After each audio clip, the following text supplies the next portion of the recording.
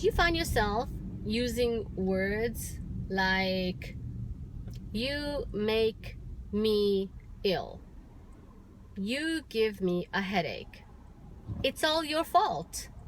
Why do you keep doing that? You're driving me crazy. You are such a pain. Do you find yourself using sentences like that with your children, with your husband, or if you're a male and you're watching this, with your wife, your sisters, your parents, your co-workers, all the different people that are in your life? So let me ask you a question. What's wrong with these sentences? My name is Fatima Omar Khamissa, and I want to address the need to blame others for the way that you're feeling.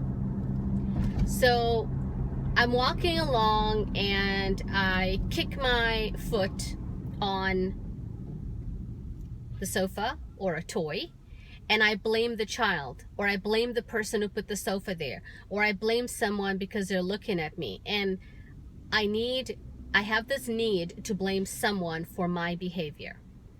Or the kids are making noise and they're jumping up and down and they're having a little bit of fight or whatever, and you're trying to cook a meal in the kitchen, and you start screaming at them because they are giving you a headache. Now, what do you think is a problem with this? When you're blaming someone else for something, you're blaming a child for being irresponsible and leaving their toys all along, and you went to go kick the Lego.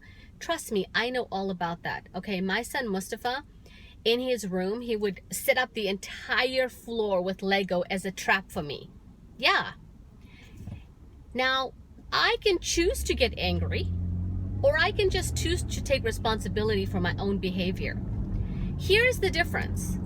When you blame someone else for your behavior, then you give your power away.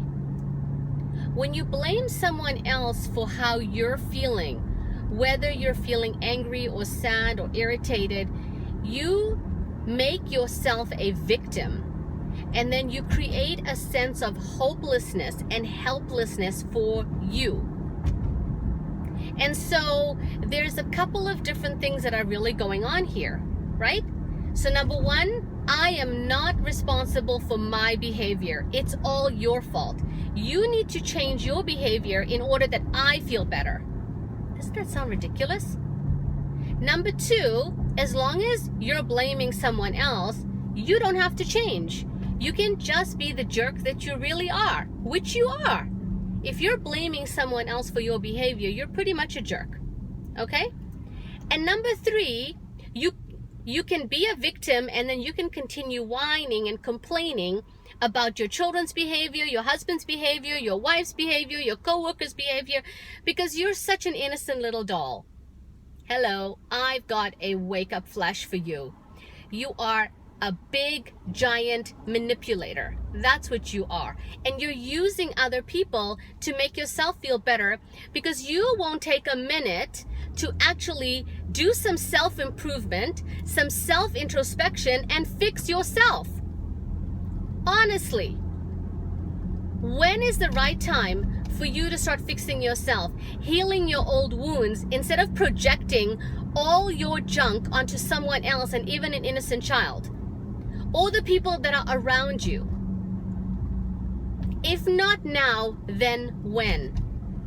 And I can also tell you something else. I bet that there are many people in your life who cause the same issues. Because guess what? You, the common denominator. Oh my God. You can leave one husband and go to another. You can leave one wife and go to another. You can leave one job and go to another. You can leave one country and go to another. You can leave a city. You can leave a country. But the problem still keeps coming back, wearing different shoes. How did that happen? Guess what? You showed up. Yes, you showed up. Oh my goodness. What does that mean? We drop the old people, We dropped the old country, we dropped the old boss, we dropped the old city, but the problem still came with us. Sorry about the sarcasm. I don't do sarcasm well. The problem is you. When you start fixing yourself, everything else in your life will automatically fix itself. Now, I know why you're not fixing yourself. I can tell you why. You see, because when you start working on yourself, you are going to have to take 100% responsibility for you, for yourself, for your actions, for the energy that you bring into a space. Yes, you are. You're going to have to take 100% responsibility for being late. You're going to have to take 100% responsibility for not fulfilling your end of the deal. As a mom, as a wife, as a sister, as a coworker, as a husband, whoever you are going to have to take 100% responsibility as a servant of God. Yeah. So, good news is you get into the driver's seat. You get to make decisions and feel powerful. You get to have some of your dignity and self-respect back, and you get to take your power back. Join our community, Spiritual Biz Moms. Well, actually, that one doesn't really work anymore. FatimaOmarKhamissa.com, and be the first to get some of my crazy, audacious videos. Love to see you there. Take care. Salam.